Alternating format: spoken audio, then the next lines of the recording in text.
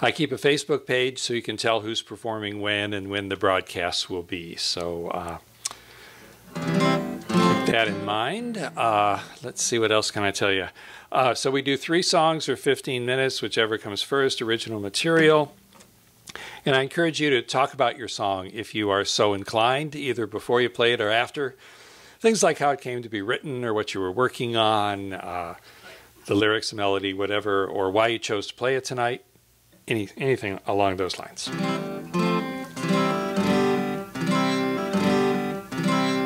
So the first song I'm going to do tonight is called Blue Star in the Window. Today is the 73rd anniversary of D-Day, the invasion at Normandy that changed the course of World War II. And the blue star refers to having a soldier in your family. As the song says, you can be a blue star family. You might recall that there was I'll talk about a gold star family. A gold star family is if you have someone in the family who has died in the service. You can put up a blue star if you have someone who's currently in the service.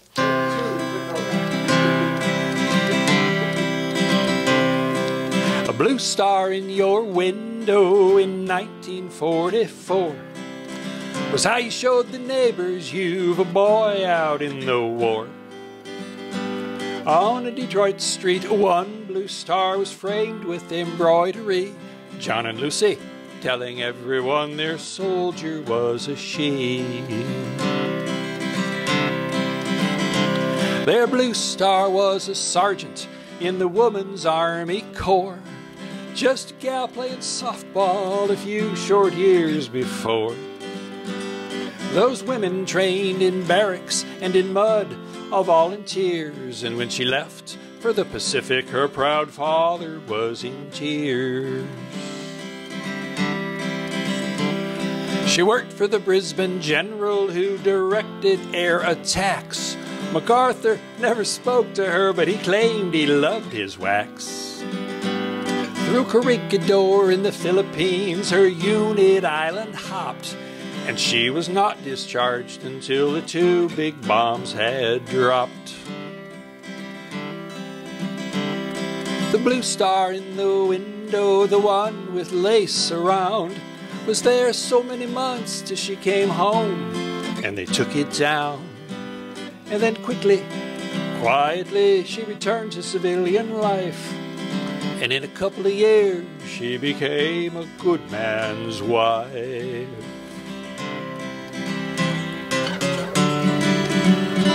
And when the man from Veterans History asked her, what's the best she done?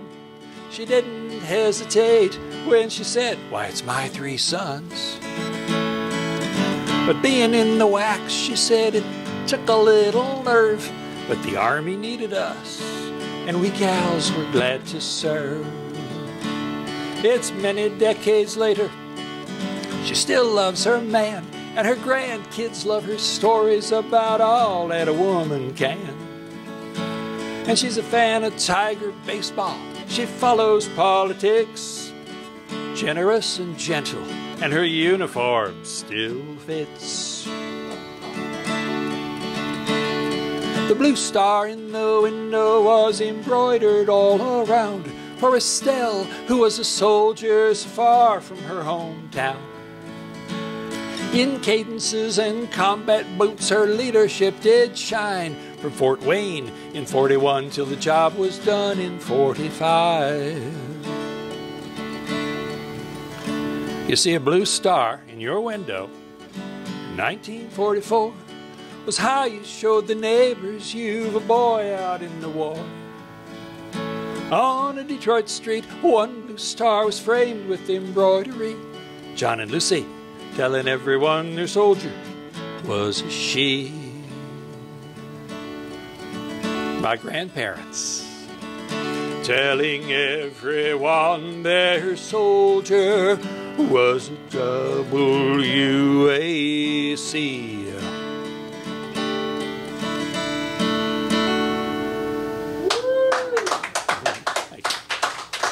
Thank you.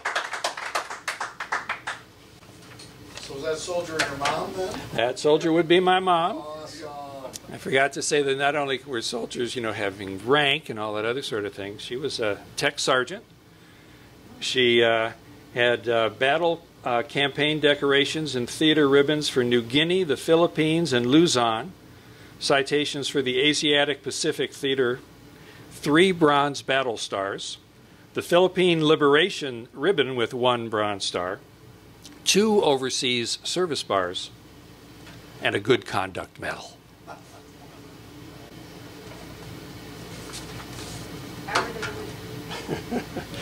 Yeah, I mean, Wonder Woman is making a great show as a wonderful movie, but I think they could have made one about this tech sergeant who served in the Pacific. She was in intelligence, so she had all sorts of interesting responsibilities in those days. And she likes the song. I'm very pleased to say she likes the song, but this next song is actually her favorite song of mine. It's about growing up where I did.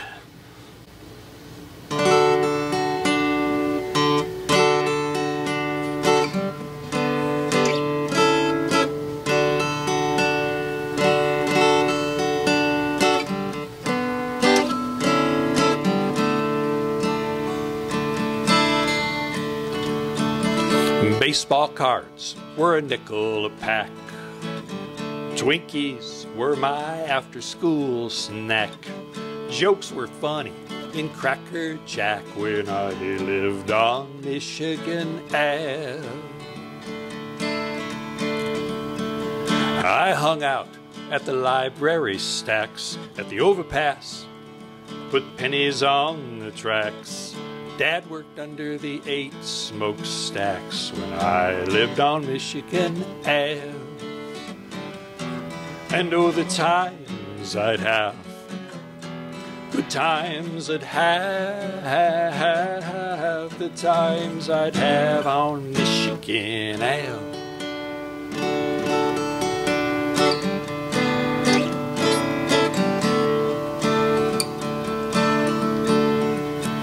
A car hit me, it ran a red. First I thought about being dead, and then I thought about baseball cards instead, lying on Michigan Ave. Summer jobs at Tiger Stadium, I bought my Beatles records. I played and played them, I got short haircuts. I always hated them, all on Michigan Ave. And oh, the times I've had, good times and bad, the times I've had on Michigan Ave.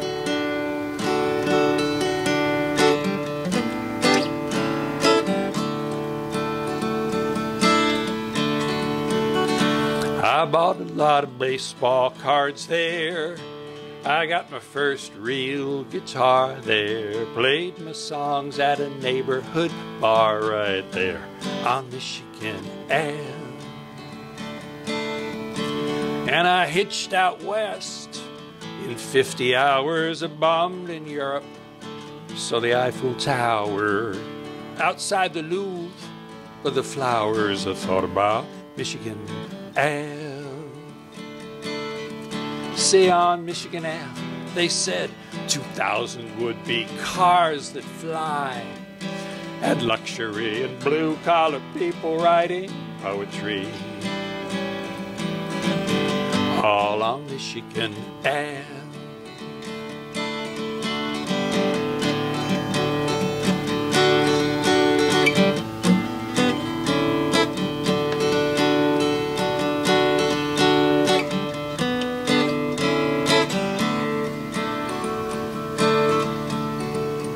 In hours of weariness, memories sweet, shake my hand.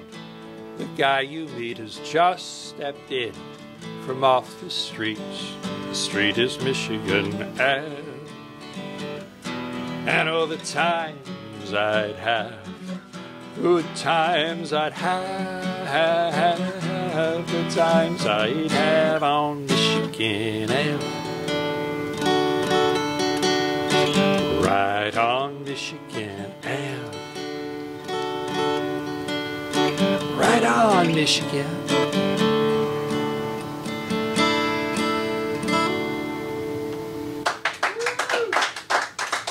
Thank you.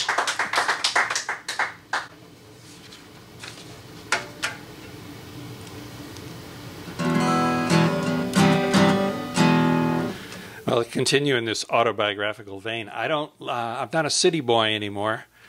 I live in Sideroad Township on a dirt road, and I moved there from not from Detroit actually, but from another place. I moved from Manhattan.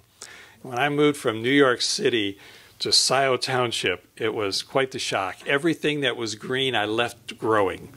No weeds were pulled. Everything was just this wonderful, exotic, natural setting. But after a few years, the road started to change a little bit, and that's discussed in this song, Sideroad.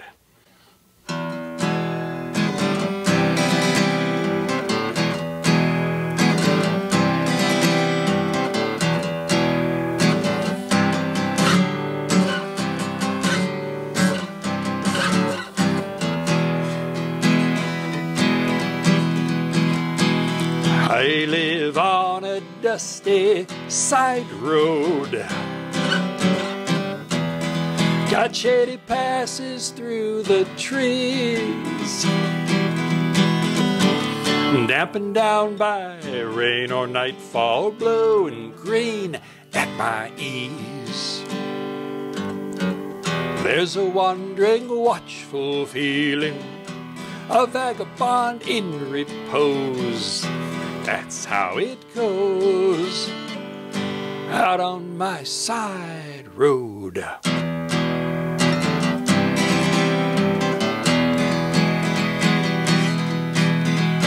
It's not the same on asphalt or macadam. Concrete, hey, that's another state of mind. I'll take the hard pan and the gravel, I don't need a yellow line.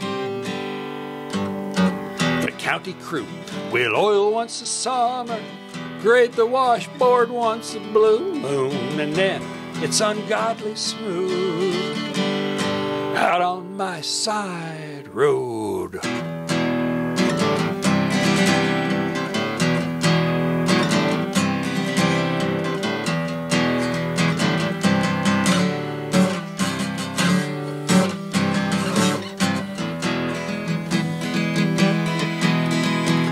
To get to my place, come out Liberty.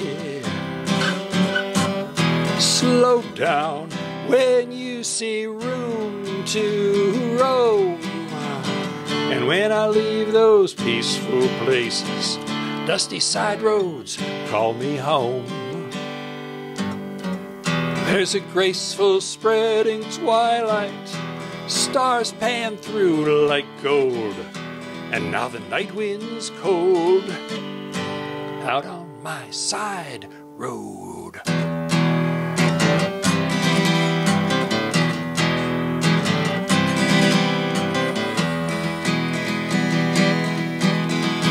The last farmer split and sold his acreage. Now there's more houses and a lot more cars. I don't mind a little traffic, but the night lights dim the stars. The new neighbors believe in progress. I like to think it's a must. Hey, they learn to love the dust out on my side road. There's a wandering, watchful feeling, a vagabond in repose. That's how it goes on my sweet side road.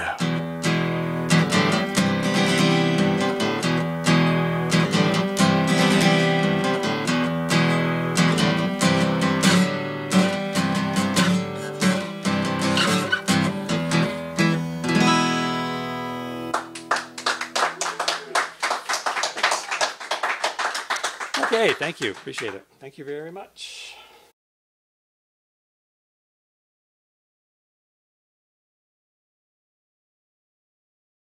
This song I wrote about our past relationship.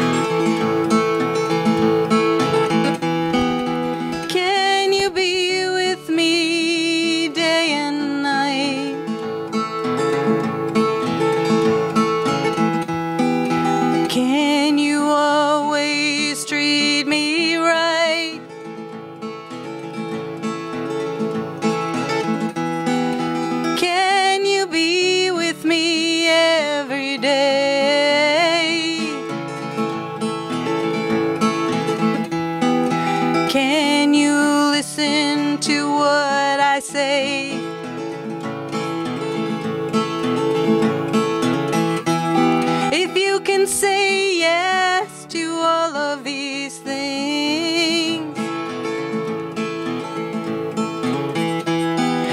then a good life we can bring.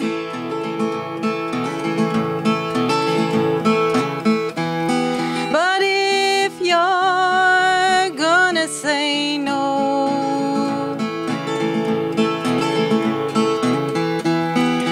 then I'm gonna have to go. I can't be your one and only, 'cause I'm gonna end up lonely. No, I can't be a one and only anymore.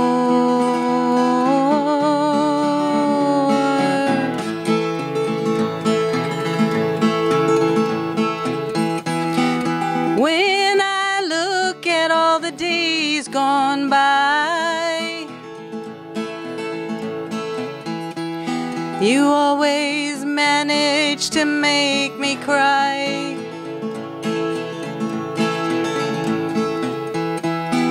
How can I trust you anymore when you keep walking out the door?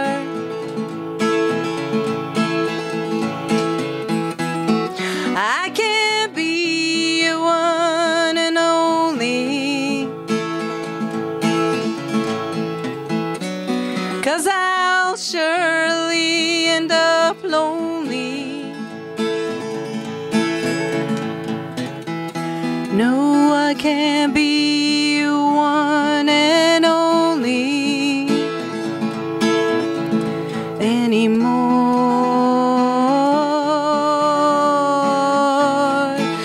No, I can't be your one and only anymore.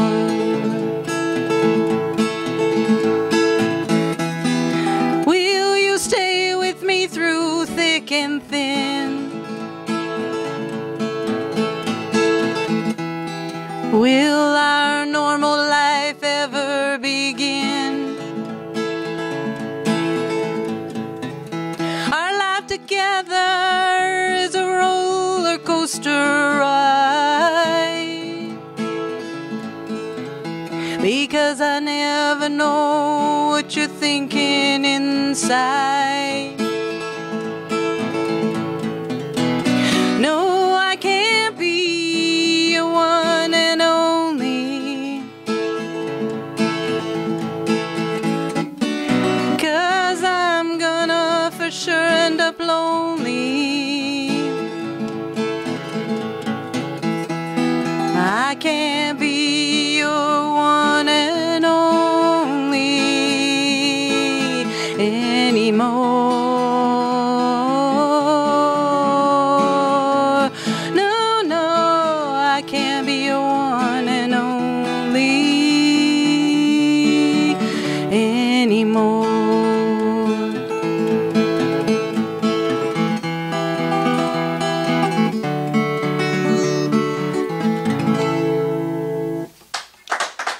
Thank you.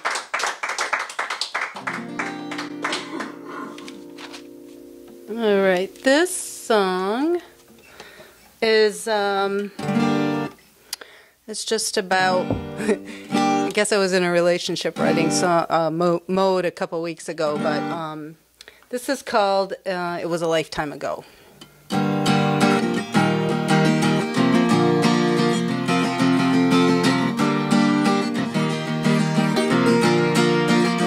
It was a lifetime ago when we were living together, so it was a lifetime ago when our life was a picture show. We went through a lot of trial and error, and every time it just didn't end up fair. I don't know, but maybe we both messed up. Maybe there were times when we both should have made up, but I don't think so. No, no, I don't think so. It was a lifetime ago when we were living together, never wanting to let go. It was a lifetime ago when our life was a picture show.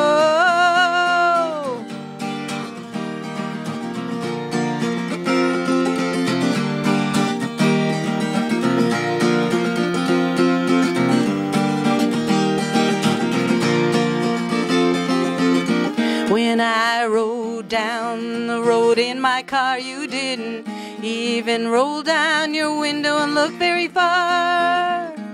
I don't know, but I think we wanted to be together. I don't know, it's turned into bad weather. It's a lifetime ago when we were living together. So yeah, yeah, it was a lifetime ago. Yeah, yeah, it was a lifetime ago. Yeah, oh, it was a lifetime ago.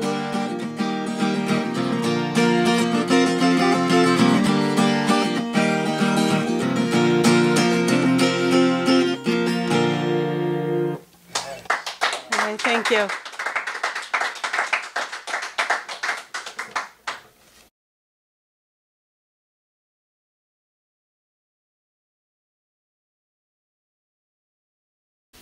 Okay, this song I've played, I think, once or twice here before.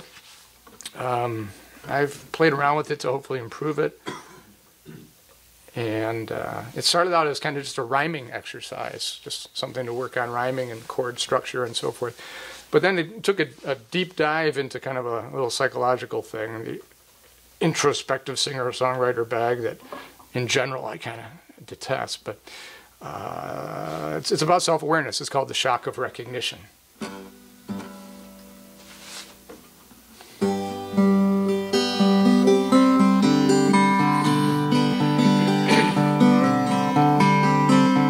To see yourself as others do is to lift the veil and walk right through, paying no attention to the fear of what you'll see.